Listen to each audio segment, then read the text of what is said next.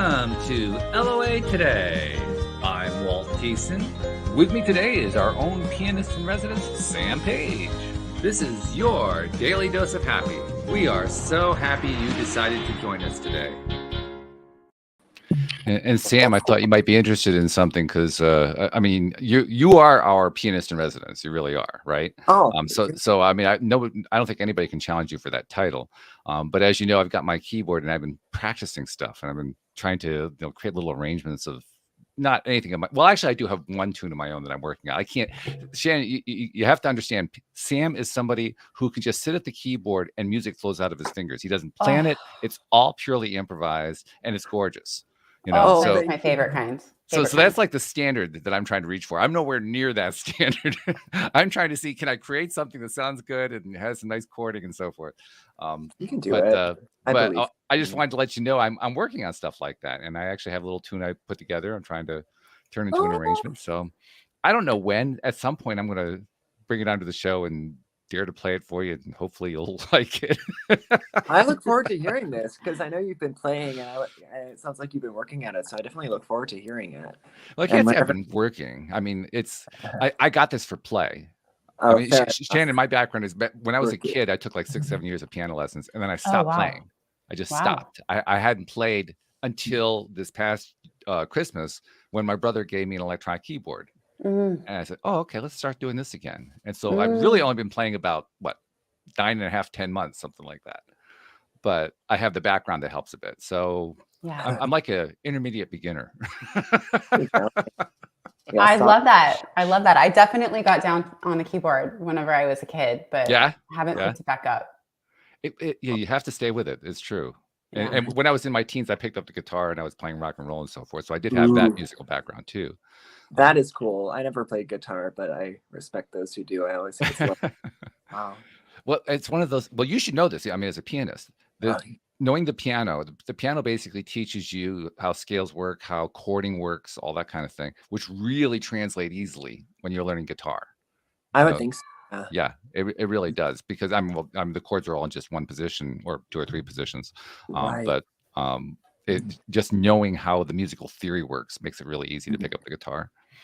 Yeah, for sure. So I'm sure you could actually pick up a guitar and probably be playing a really good tune in about a week. Not a bad idea. Maybe I should try it. Yeah, give it a shot sometime, right? Yeah. And we do have a guest joining us today. Her name is Shanon Renee. And as so many people coming onto the show have, she has her own crash and burn story. And it has its own unique twists and turns to it, including what she turned it into, which is also kind of an interesting, unique set of twists and turns. But as listeners know, I'm usually the one who screws up the storyline. So I'm going to turn it over to Shanon and let her tell her own story. Shanon, hi. Welcome to the show. How you doing? Thank you. I'm feeling amazing and excited to be here. I love the energy so far. Well, that's what we like. We want the energy to be good all the time, higher and higher, right? That's the goal. That's the goal. So give us like the 2-minute, potted biography, so to speak, autobiography. Yes. Wow. 2 minutes. Well, go with a minute if you like. Go for 5. I mean, whichever works best. Take as many minutes as you need. Yeah. I think I can get it down. So, where I'm at now is like it says, I help people live all out, lit up, and deeply connected. And really, the reason that I got there is I was feeling a lack of vitality, complete disconnect, and just constantly in a battle with myself versus who I really wanted to be. And that really, came out specifically in my marriage. I've been married since 2006, best friends with my husband a few years before that. And we had a lot of journey. And then whenever we had my daughter, of course, I started to unpack, why am I the way that I am? Who do I want to be? How do I want to show up for her?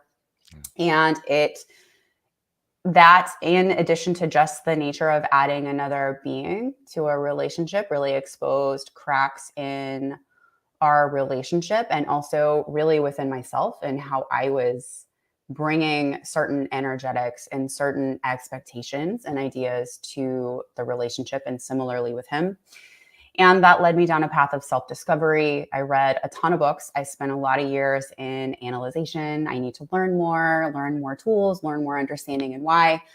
And then that led me down a path of discovery. We'll call it, the universe guiding me to find Layla Martin, who I did her Vita coaching certification, which is highly based in the wisdom of Tantra and sexuality combined with the science of behavior change, which my background is in behavior change. I've been a personal trainer and coach for a number of years. And also found that no matter what behavior change tools I use, no matter how, to the core we got with somebody's desire to change their why and the smallest incremental changes, there was always something else, right? Something else that we weren't accessing.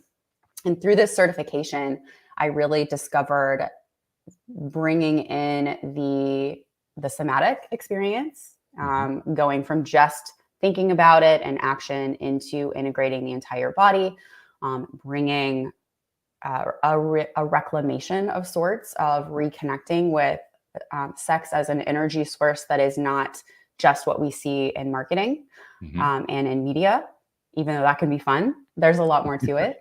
And that became such a healing experience. And then, I think the culmination was an extreme shift in how I was showing up radically in my relationship, in ownership of what I wanted it to be and letting go of expectations. Not that I didn't need my partner to show up, right? He still has to do I would that hope. too. Yeah.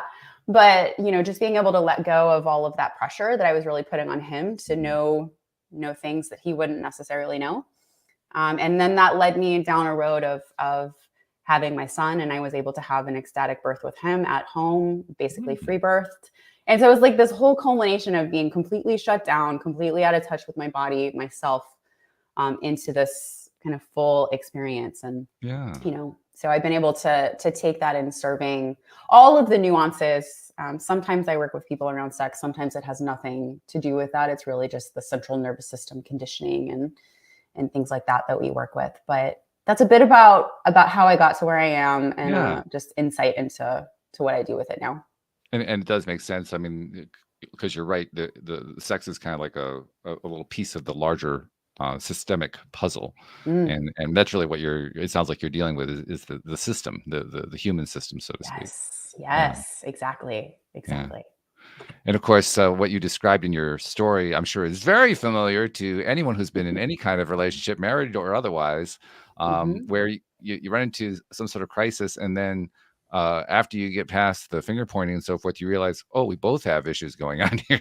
Yeah. That's like the theme, right? Yes. Yeah. And, what I find is, my passion is really serving, those that are in long-term relationships or parents, and specifically men. But really just because that's what's near and dear to my heart based on what I know best and what I feel called to. But really, I find that it is totally normal to find that in a relationship. But ultimately, even if you're not in a relationship, it ultimately comes down to a relationship with self. Yes. And attuning to, who you really are, why you are the way that you are, responding to all the things around you. It's taken me down a beautiful, deeper journey I think we all do, right? I laugh and I look at philosophers and poets from like years and years and years back. And like, we're all on the same ride. We're just experiencing it in different timelines. So pretty much. Yes, it is normal. You do have to get past the finger pointing and look at yourself, whether it's a crisis in a relationship with other or a crisis in relationship with yourself. One of my favorite people in the world, Sam knows, is a woman named Cindy Chavez, a former co-host here on the show. She's a life coach, and she made a really insightful comment one day on one of the episodes. She said, "We are in relationship with everyone and everything." Yes. Ooh, she's not wrong. Right? Yeah. And when you think about it that way, and then address what you were talking about, how important it is to iron out the wrinkles in those relationships. We have lots of relationships to iron out wrinkles on. And the more of those we look at, the more that we engage in ourselves in, the more opportunities there are to unravel them and to unwrinkle them and to smooth them out. So it doesn't really matter if you're in a marriage or even in a long-term relationship. Like you say, you have your relationship with yourself, you have your relationship with your friends, with your employees, or bosses, fellow coworkers, people in your family, friends, associates, anybody that you met on the bus. I mean, literally, it's everybody. And that's just the people. You also have the relationships with your house and with your car and with your computer and with your phone and with, I mean, there's like an endless list of things that we have relationship with, and every single one of them has their own challenges. I just love that. Yeah. Walt, as I heard you share, we're in relationship with, I think you said everything and everything and everyone, right? Mhm. Is that the quote? Yeah. It makes me think I change it a little about- bit every time, so don't worry about the exact wording. Oh, yeah.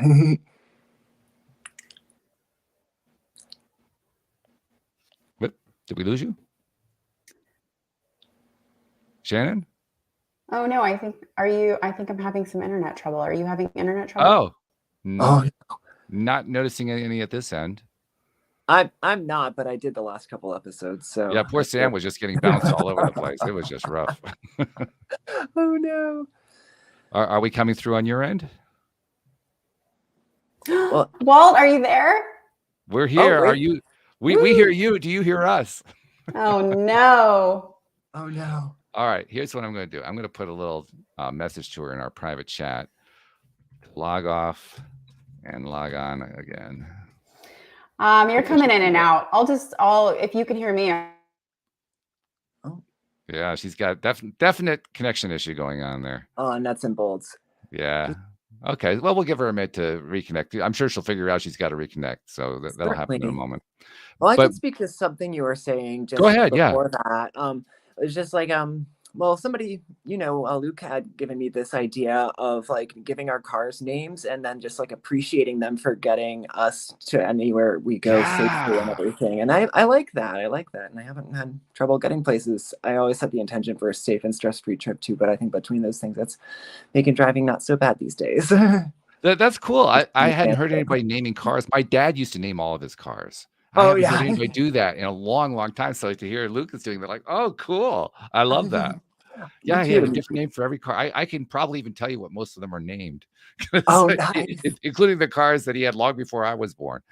Oh, nice. I love that. There's a sort of a personification side of that, giving Right. human characteristics to an automobile. But Right. like you say, there's also the relationship side to it, and there's something about naming the vehicle that enhances the relationship. I'm not quite Right. sure exactly why or how. I know I saw it in my dad.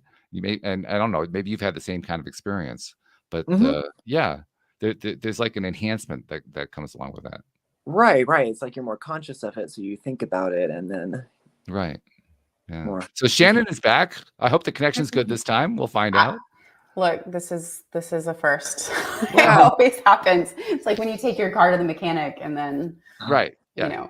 nothing happens. Don't sweat it. You would not believe the kind of stuff that happens here. Tuesdays are usually relatively calm. Fridays are the crazy day. Okay, well, I'm bringing some Friday energy for you then. There you go. Okay. Woohoo! But I'll we've take had. it. Oh That's my always God. welcome on a Tuesday. It is, yeah. But the electronic disruptions that have occurred, I remember one particular time. I had another co-host who's no longer on the show named Linda Armstrong, and she was talking about how energy can actually affect electronics. And literally within 5 seconds of saying that, she got knocked off screen. Oh my God. Oops. So, and that's just one example. It happens a lot, Oh, all different kinds of okay. ways. Yeah. Yeah. So you're actually right in the flow. Don't worry about it. Beautiful. Okay. Yeah. Well, I had something to say, but I feel like you both moved the conversation forward. So I want to make No, it's sure okay. that it's Go still back to what relevant. you were saying. We want to hear what you had to say. Filling in the Well, you were talking about the quote about being in relationship with everything and everyone, or some version of that quote. And it actually made me think of really a pivotal moment in my journey. I read the book The Field by Lynn McTaggart. Have you read that? Yeah. I haven't read that one, but I know Lynn, and I know The Power of Eight. That's her famous book. But yeah. Yeah.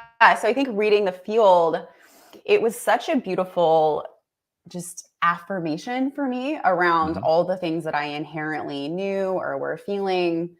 Um, I don't think for me that I need the science behind it particularly, but to have it laid out in such a beautiful way to be able to say, like, no, this stuff is real. This Yeah. connection to this unseen energy, right, that we're just talking about that interferes with our calls.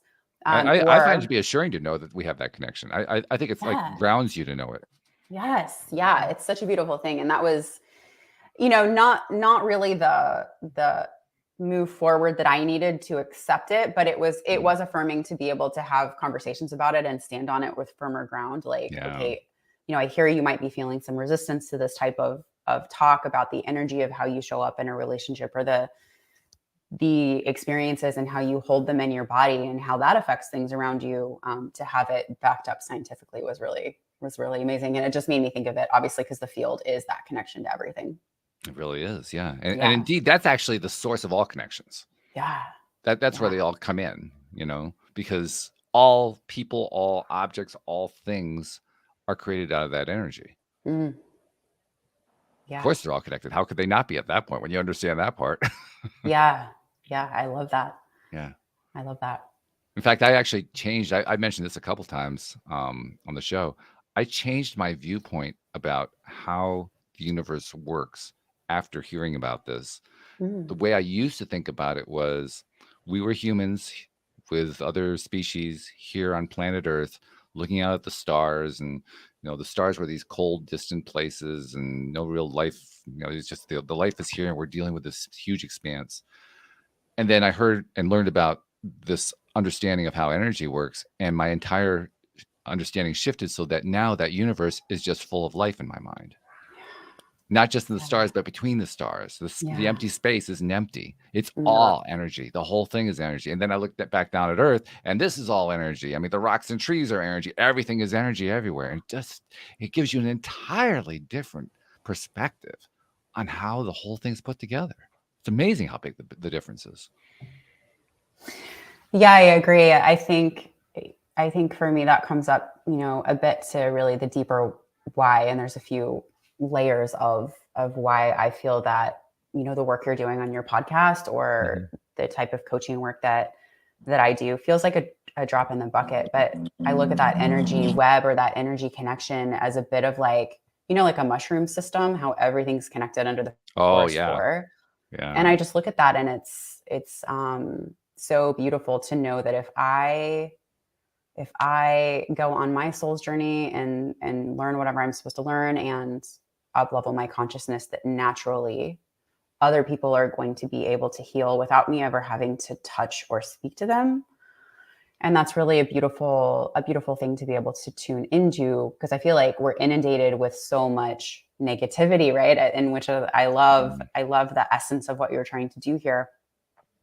Go ahead. I gathered something from what you just said that I'm guessing here, but I think it's a fairly safe guess. It sounds like you're a fan of the documentary movie Fantastic Fungi, just from the analogy they use there. Man, I haven't seen it. You haven't seen it? I haven't seen it, but I will be watching it. Oh, you got to watch that. It's on Netflix, I believe. Oh. If nothing else, it will give you fabulous computer CGI creation of that network that you were describing that's underneath the surface of the planet. It's just really beautiful the way they put. What's it called? Fantastic Fungi or fungi, however you pronounce it. Okay, cool. I'll have to check that out. Oh, definitely check that one out. I mean, it's got a lot of stuff in it. It gives you definitely a bigger and more improved appreciation of the role that fungus plays in our world. I don't know what your particular associations would be. For myself, I kind of thought it was rather relatively unimportant until I saw that film. And when I saw the film, I said, whoa, this thing plays a major role. Like, holy cow. So totally right. I'm a little surprised you hadn't seen it, given that you made the reference, but that's cool. That's all right. Yeah, I would say I'm a jack of all trades, lately aware of the mushroom fungus world, but definitely not an expert. So I would love to watch that. Thank you for bringing that up. Yeah, for sure. But carrying on with that theme, though, of Mm, how everything is interconnected, how do yes. you find that you bring that into your work when you're working with, with men or with couples or families or whatever? Yeah. So very indirectly, that's more at the essence of what's beyond or what's behind and beneath everything that I do. I think that, part of the work is helping somebody wake up to, their own inherent wisdom, their own inherent connection, right? These awakenings or experiences that anybody who I think transitions into a role of serving others with this knowledge, right? The goal is to meet somebody where they're at and help them level up their consciousness. So I'm definitely not talking about this very much in an actual session, but the way that I bring it in is really through, especially depending on somebody's level of exposure. But it's a lot of somatic work. It's a lot of unconscious work. It's a lot of guiding them into, their own bodies and really connecting with the different experiences that are being held there. I say subpersonalities likely because I'm not, a psychologist. I am a coach, but connecting with some of those things that drive the bus that we may not be aware of, and I think that naturally lends itself to connecting with this greater sense of, oh, I'm going to work, I'm in my relationship, I'm having these reactions, and when you start to slow down and just begin to connect with yourself, you start to feel that frequency come alive and you start to naturally connect with the frequency around you. So I would say that that's how I bring it in. And then as somebody goes on their journey, then those conversations may come up. That makes sense. And you've used the word somatic twice now. And I want to touch on that for a moment because that's a word that different people can actually have different definitions. I mean, there's like one or two definitions of it, but different people can think about the word differently. And I get the feeling you're using it in a very specific manner. So when you say somatic, what are you talking about? Certainly. It's the actual physical sensations. So it's the sensations, the experience of the emotions, right? How they show up in your body. So, for example, if I'm having a conversation with somebody around, a particular goal that they have, and maybe we're exploring, my question is, right, can you just scan your body or feel into your body for anything that you notice that might be in support of or in resistance to this particular goal or thought, right? Something's going to come online, right? So maybe it's a tightening in the chest, a weight, a constriction in the throat. Maybe it's tingliness, warmth, temperature change. And so the way that I use somatic is really helping somebody connect with the felt sense of their body. And then being able to utilize that felt sense to integrate experiences, expand pleasure, work through different aspects of their life. There's so many different ways then that you can build on that. But does that answer your question? Yeah, I like that. Yeah. Because I mean, the ways the word somatic typically gets used in broader culture is more about, yes, it is about the body, but it's more like, physical symptoms in a body that's sick or something like that. And so to apply the word in this context, it's a positive switch up, really. And I'm liking that. Yeah. Because when you do that, Yeah, what you're really doing is you're saying, let's think about something that we often think about in negative context in a positive way. Tell me more about what you mean there, or Sam. Well, for instance, if somebody describes a somatic illness, they'll describe the pains associated with it, and they'll describe, all the symptomology and so forth. Whereas when you're using it, you're talking about in terms of, yes, there can be, like you said, constrictions or whatever in the body, but there can also be other kinds of sensations. You feel a tingling or a buzzing or something like that.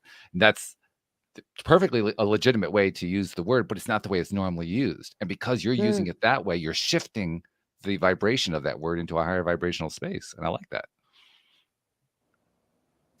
Yeah, exactly. It's certainly used for both. And I think I see what you mean there more. We do typically, whenever we do talk about what we're feeling in our body, we're talking about what's wrong with it, or the issues that come along with it. But certainly when I am using it, we're not going to shy away from issues of pain or anger or anything like that. We want to feel that too. However, yeah, people, we do not create a lot of space in our daily lives via the way our society is constructed or what we're expected to do or how we're raised to really slow down and notice even the experience of eating or really tasting something. Or, you know, we use and throw around words like being mindful or feeling empowered. But what does that really feel like? And how do you then begin to connect with the experience of empowerment and notice all the ways that that feels to make that a superpower of sorts? So when you are feeling constricted or you are coming up against an issue, then you can tap into that. So the somatic, I think for me was the most revolutionary space. Cause like I said, I spent so much time analyzing it and in my head. And oftentimes when I work with people, that's where we're at. Yeah. It's difficult to even be able to connect, even for somebody who does yoga or things like that. There's still sometimes a true disconnect in the slowing down and feeling. And that's really powerful. Yes, I get and appreciate what you're talking about there. We often have many coaches on the program, and more often than not, their target audiences are women, and so it's a nice, refreshing change to have somebody making men the target audience. But the challenge, of course, with the whole male versus female thing, the female, I think, is a little more attuned to being aware of that somatic side. We males are trained for long periods of our lives to avoid it at all costs. Now that's a trend that has thankfully changed significantly in my lifetime, and I'm sure it's going to continue to change, but it's still there.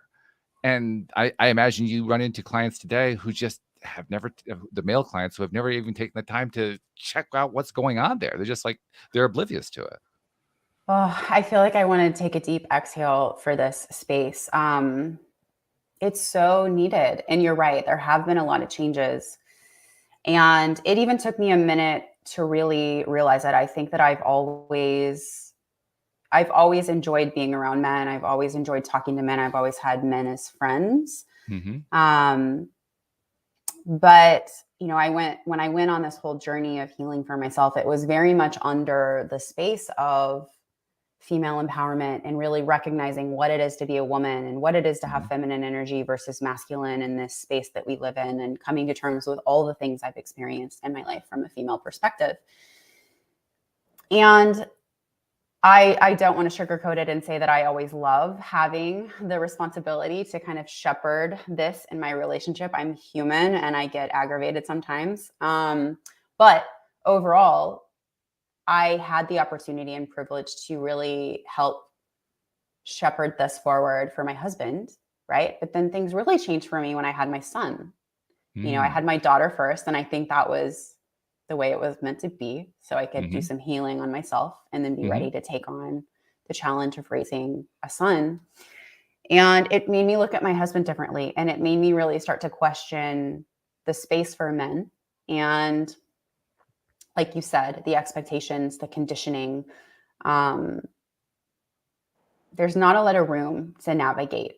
I'm not a man. I can't speak to that experience, but from what I see, there's not a lot of room to navigate. And, you know, what I find is you have to be strong, but not too strong. It's a lot of duality. We want you to be this, but not this. And that just became like a space of, you know, when I really, and my husband, luckily, he's always fine with me sharing these things. But as we've come closer and worked together, I've seen that in a lot of ways, he needs a deeper love almost than I do, or a deeper connection to the somatic. And I see that with my son as well. I find that he, in our family, he needs more assurance and more connection and more focused attunement than my daughter. And I don't know if that's just my lived experience. Maybe not all. I can't speak for all male and female, but at least in my experience, and then also with working with men, it's just such a needed space. So yes, nobody, I wouldn't say nobody. There's a subsect of people that greatly, like, thankfully are in that space. But by and large, when I start working with men, it's very heady. It's very goal oriented, driven, a very specific direction. And then that's beautiful. I think that that's a beautiful aspect of masculinity. But to try to make it safe enough to have them even dip their toe in exploring a more vulnerable or gentle side, that's just not allowed in the traditional space of masculinity. And I find it just such a needed space. And I feel like I could talk about that forever. It's just such a piece to my heart. Like, it's so needed. But yeah, no, they're not playing in that water very much. Yeah. We need more people to help. Sam's nodding very much, which he usually does, but he's especially nodding today, right? Because you and I, we're hearing all the stuff that we know is true, right? For sure. Just, a lot of this kind of makes sense to me and resonates with me. Can't think of specifically. I kind of just lost track of where we were, but but that's part of it. That's part of that training. The training does exactly that. It blocks it out. You learn to derail any process that goes down that road. So you have to kind of learn to burn some new neurons, so to speak. Create some new paths. Yeah. Like you're in the present and you're like, okay, no, I'm feeling all this. And then like you stop for a second, like, wait, where was I? Yeah. One thing that I remember growing up was the first time I encountered a male celebrity who, I don't think it was really what he was trying to do, but he was the first one to let me believe that it was okay for a male to feel things. You guys might not even know who he is. You might know him. I'm not sure. His name was Jim Croce. He was a songwriter and a musician. You know Jim Croce? Okay. Yeah. Unfortunately, he died in the early 70s, so we lost him much too early. He was a talent. Boy, I mean, he could have done what you do, Sam, rather. He could have just improvised. He could just make stuff up. It was just fabulous what he could do, and he was a great songwriter. But he didn't actually write anything in his lyrics that said this overtly. But the way he wrote his lyrics and his tunes, and Sam, I'm sure you'll identify with this, the way he orchestrated his tunes was so different from the way most of pop music was at that time, that it basically laid a new path, and it was being done by a male. But it wasn't like, okay, here's the new path for men. There was no message like that. You just kind of subvertly picked it up. You kind of, like, below the surface, you picked it up. At least I did. I was telling a friend about this just the other day, and it was one of those things that you don't really, I would never have talked about it. I would never have, said to my male friends, oh, doesn't Jim Croce make you just feel your feminine side or something like that? It just would not have come up in the conversation, but I was still feeling it. And I think we have a lot of guests who, like I said, work with women, which is great. And they often talk about female role models who have helped them or have helped their clients or anything along that line. And I keep thinking, where are the male role models? There are some. We need more of them. But when they do come along, I think there are some men who are able to latch onto them secretly, quietly, privately. But they're there, and it helps. Yeah, well, one, I need to go back and listen to more Jim Croce music so I can hear what you're talking about. It's more in the melody than in the lyrics, although some of the songs, especially the love songs, they have a very gentle side, and that also ties into it. Yeah, I love that. I'm curious who stands out to you as male role models in that field or in that area. There aren't a lot. I actually have to think about that one for a moment. I personally can't think of any myself. I mean, different people have different aspects of themselves. So in that sense, you tend to get role models. I'll point to one that I think does a pretty good job in that way. Jim Carrey, the comedian. He has, because of the way he's able to construct his characters that he does, both in the movies and as a stand-up comedian, I think he allows his characters to be the feeling males. And that becomes a kind of a role model. Again, not spoken, not saying or anything like that, but it just kind of, it's sotto voce, so to speak. Sam? Yeah, it's like leading by example a little bit in a way. Yeah, exactly. Yeah. Let's see. Who else would I point to? You can't think of anybody either, can you, Sam? My dad. That's about Your dad? Okay, well, that's good. That's good. Yeah, that's amazing. Yeah, that's really good. That counts. Oh, good. Yeah, no, he's always often just knows the right things to say and stuff, and good person to go for like when you're muddled with your thoughts and gets like kind of cut through the nonsense. Mm. And I think that you could probably find some in the LGBTQ community, because it's a little bit more accepted in that community. For sure. Yeah. Although I don't know that community well enough to name a name, so I'm drawing a blank. But That's okay. I don't. Yeah, I'm not the best with knowing who like famous people are in such in Right. general. So. Well, yeah, I don't even keep up with the popular culture. So if you ask me to name who's a top 10 singer today, I'll go, I don't know. I have no idea. Oh well, actually, I can think of somebody else from my generation. Actually, it was prior generation. Again, it wasn't in anything specific that he said. It was the way he carried himself, and the way he carried himself led him to being one of the most trusted people in America, and that was the newsman Walter Cronkite. Okay. Walter would have a way to connect with people that basically said, yeah, there's this stuff going on. It's okay. It's going to be okay. He didn't say it. It just, that's the way it came across. And that is tapping into the feeling energy. So in that sense, he was providing a role model that way. And it paid off beautifully. He was far and away in that generation. He was far and away the most trusted newsman on television. Yeah.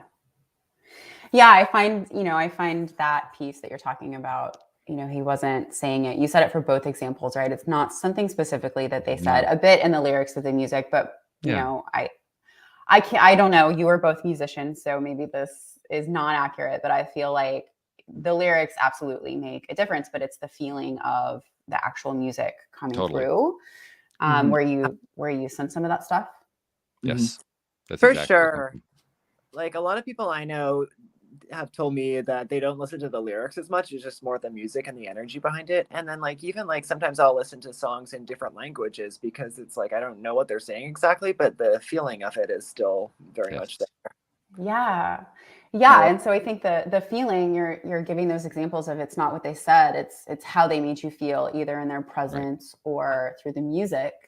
And I think that's really, what it is. And that's part of the power of the work. I remember whenever I was really kind of in the depths of my initial transformation, I mean, it's never ending. I'm still running into the same roadblocks and constantly going back to do practices and things like that. But I remember I walked up to somebody who hadn't seen me in a while, and they were like, it was one of those like, something's different about you. Like you just feel different. And that's what I find a lot with this work, and also I think just with people energetically who we're drawn to. It's a sense of groundedness and connectedness to self and maybe that greater field. But it's like a knowing where you can tell that, and it's not that it's bad to be in your head. I'm thankful that we're able to intellectualize, but they're not constantly like, what should I say? What am I doing? Like in the cycle, it's they're really authentically coming from like that innate wisdom. I always come back to that innate knowing, that innate wisdom of whatever is, and a deep presence. And that is one of the biggest challenges for most males, I believe, is making that connection. I know it was for me. When I first started doing this work about 10, 12 years ago, I couldn't connect. Well, I was always connected. I just didn't know it. Let's put it that way. It took me a while to recognize that where the connection was, so to speak. That, that's what that is. Oh, okay. But until then, somebody would say, go within. I'd say, within where? I didn't know what to do. Because I didn't have the energetic vocabulary. I mean, I could hear the words. I had some understanding of what the words would mean, but in terms of how they actually played in the body and in the mind-body connection and the heart connection and so forth, it's like there was a gap. It's like there was a short in the electrical system. Yeah. I think that you describing that is really what I find as well. It's very outcome driven, performance. Am I successful enough? Am I providing enough? do I have enough, money, cars, clothes, whatever, to essentially win my love, safety, and belonging, I feel like is almost what I see. And also I think because my experience and what I see with people and in our society, right, especially for boys, is that we don't give them a lot of room to feel when they're babies either. It's a lot of like, brush it off, big guy, you're brave, you didn't cry. So you're learning that to not feel is the way to get love. And so there is, I mean, for me, it is literally like a disconnect, head and mind and body, period. Even though we know it's all one, it is a complete block to where I need to think my way through this. I need to be thinking about my next step. I need to be thinking about my next project or the next thing that I do well to get acknowledgement, versus grounding in the fact that I'm already enough just as I am. I don't need to prove anything. So absolutely, consistently, I see a disconnect in that. And by the way, I've come to realize I had always had the connection, and I knew the connection. I recognized it, but until I recognized it consciously, so to speak, say, oh, that's it, I discounted it. So what we call a disconnect, it isn't truly a disconnect. It's an ignoring, just ignoring that. Well, that thing, that can't be anything. Yeah, I know that's there. It's always been there, but that's not anything at all. That's what the nature of the disconnect is. It's a denying that that's important, whatever that thing is. And it isn't until you kind of dive into the thing, so to speak, and start living there for a bit and trying to do your best to feel from there, even though you aren't quite sure what that means, all of a sudden then perspective starts to shift. But until you do that, you don't even know that there's a perspective to shift. Right, Sam? Yeah, for sure. Because it's like a lot of things are a matter of perspective, but if you're stuck in the same one for a lot of the time, then you that possibility doesn't really register with you. Yeah, there's nothing to compare it to. Right. You need a comparator, and there isn't one. But once you recognize, at least for me, once I recognized that's what it was, I remember too, it was actually here on the podcast the first time that I realized that's what it was, that was the connection. And I said to myself, and I think I even said it on the show, that's just like a light that's always on. It never changes. It never shifts. It's always on. And so that's why I ignored it, because, there's no contrast in it. It's just a light. There it is. Okay. Yep. The light's on. Look again. Yep. The light's still on. There it is. It never changed. So I didn't know what to do with it. Didn't know how to interact with it. It certainly didn't fit into the world of, polarity and contrast. Well, actually it did, but I didn't realize that at the time. Yeah. Right. I couldn't find a way to make it fit in. So it must not be important. That was my conclusion. What was that experience like for you? You may have talked about it on the show, but I'm happy you shared that, because that was my question. What did you do? But what was your experience like when you were able to acknowledge it?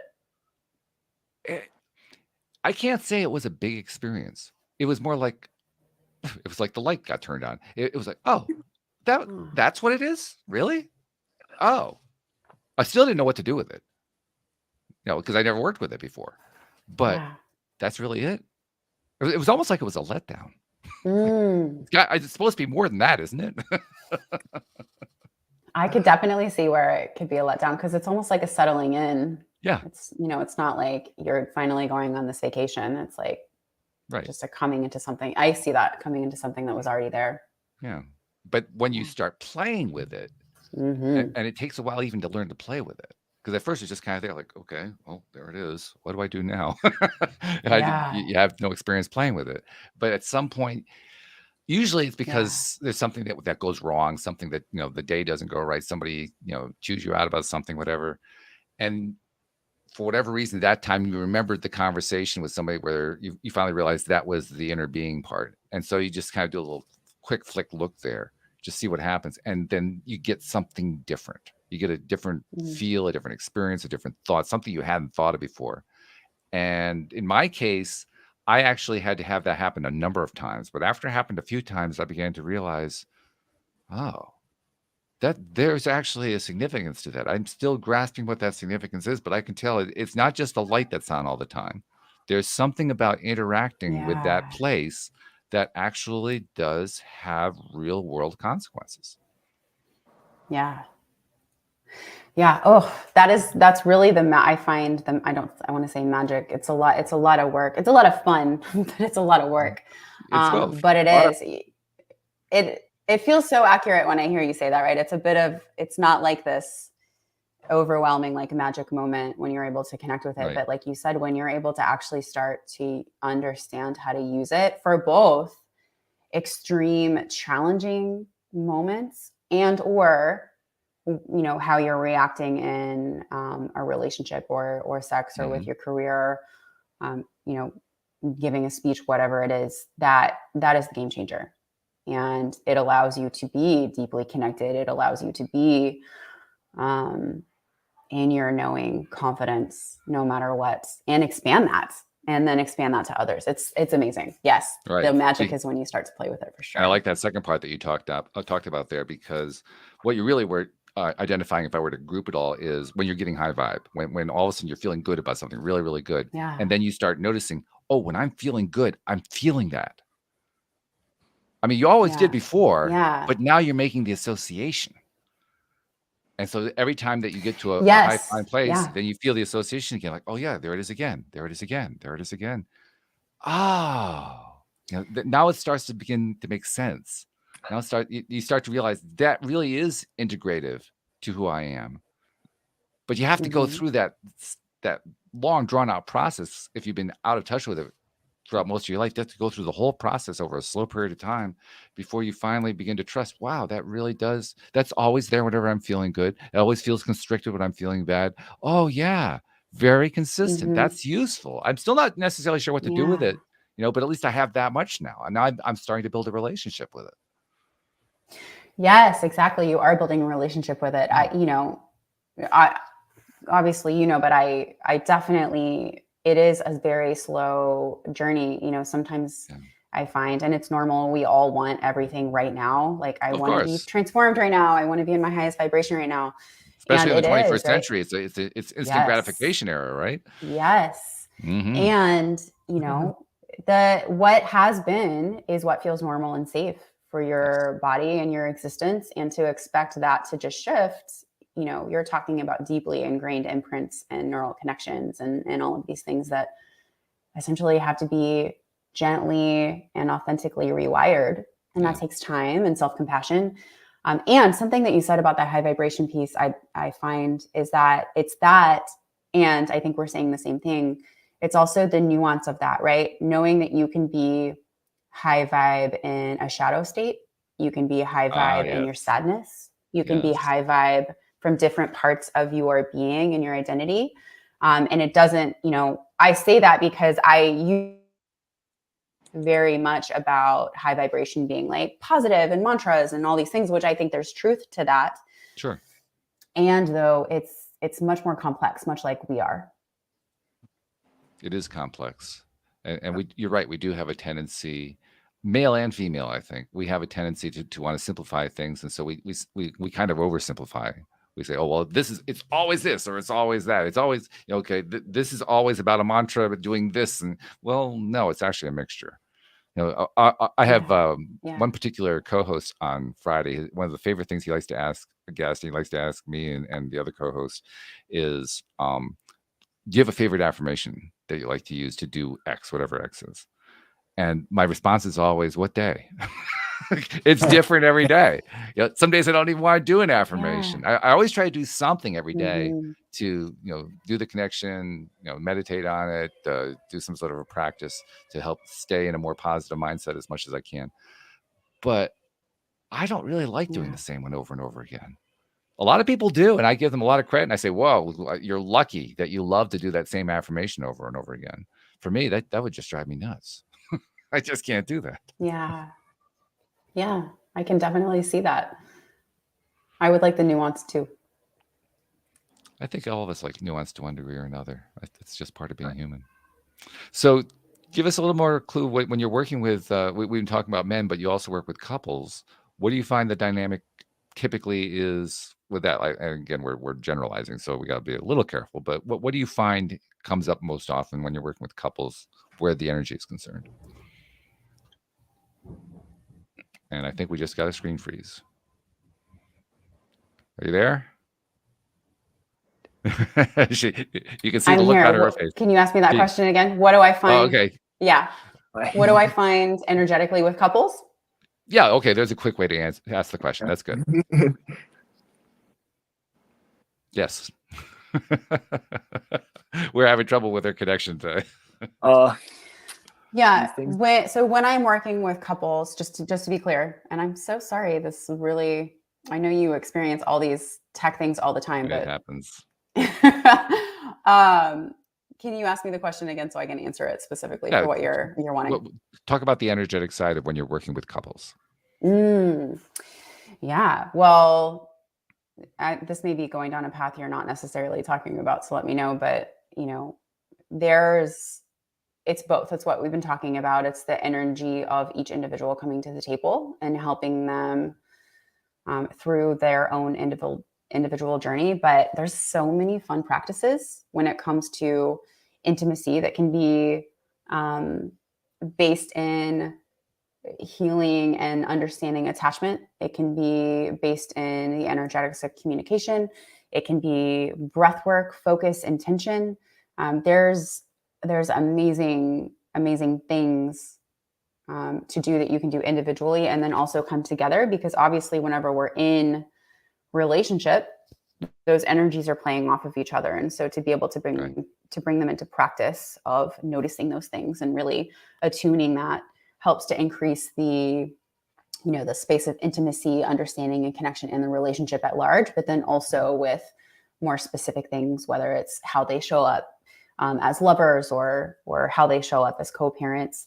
So the sky's the limit. I love to play in that space, maybe because I've had to journey and continue to journey in that space on my own.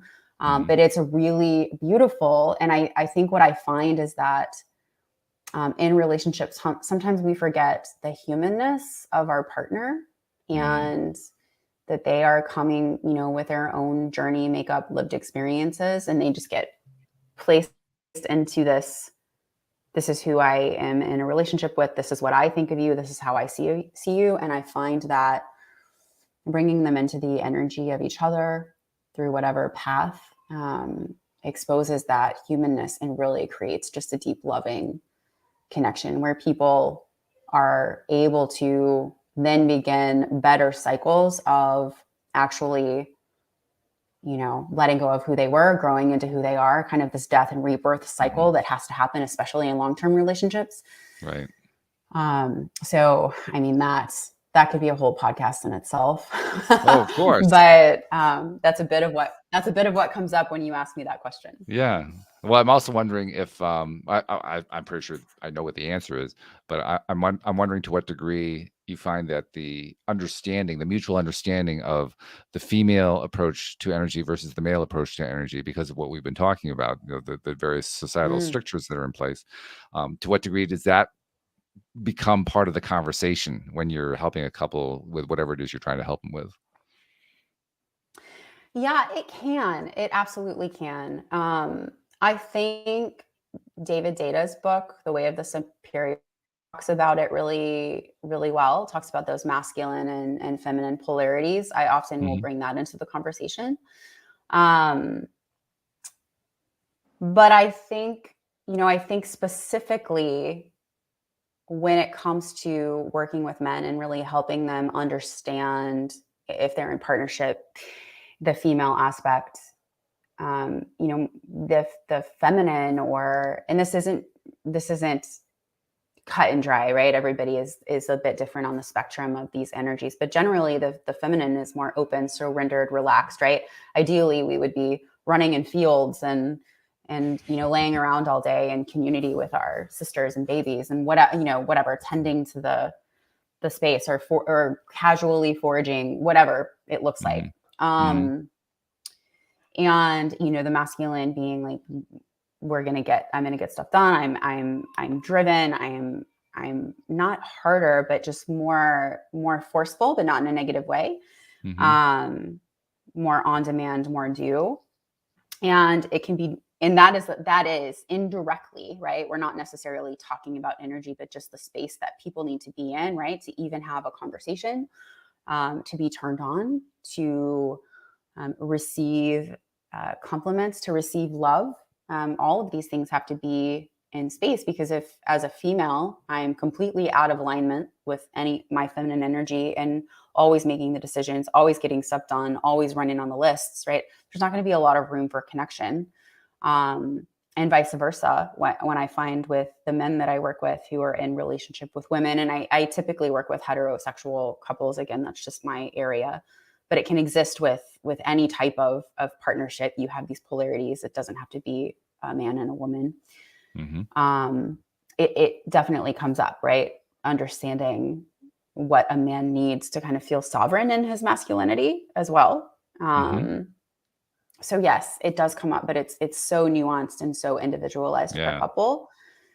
And again, I'm not necessarily talking about it so directly. It's more indirect through goals and practices and guiding them through experiences. But it comes up and it plays a role. And again, just like waking up to your own experience of energy, your own body, they start to tend to wake up to the needs of the other person just through those experiences, and then maybe some insight into the energy. Very good. I like your approach. I like what you're doing for work. And I like that you're working specifically with men. I think it's really cool. We're running out of time, and I want to make sure we get some information out there. So first of all, if there is a man or a couple who are looking for some help and they think that you might be a good match for what they're trying to do, how do they reach out to you? Uh-oh, we get another freeze. No. Give it a minute. Hello? That screen just... if they want to... Oh, there you go. Yeah, if they want to connect with me, they can find me at shannonrenee.com or on Instagram at shannonrenee. That is the space that I love to work in. I love to go deeper with people in containers where we're really trying to make changes. It's not going to be a quick fix. And that's the best way to keep up with me. We're going to journey together. And that's where I'm at. We'll make sure that there's a link in the show notes too, so that anyone who is interested, they'll have a quick and easy way to link to you and find out about you. Something else I especially want to tell you. I know I say this, Sam, every time, but I especially want to say this to you. This is a practice that I've been doing now for about 4 or 5 months on the show, and I'm finding it really is needed, and it's an area that's basically unacknowledged. And so I'm getting excited about doing this every time. But it especially, in my mind, applies to you because of the work that you're doing, particularly with males. There are many people, male and female, who have, they've seen you on a podcast or heard you on a podcast, or they've read something that you wrote, but you don't know who they are.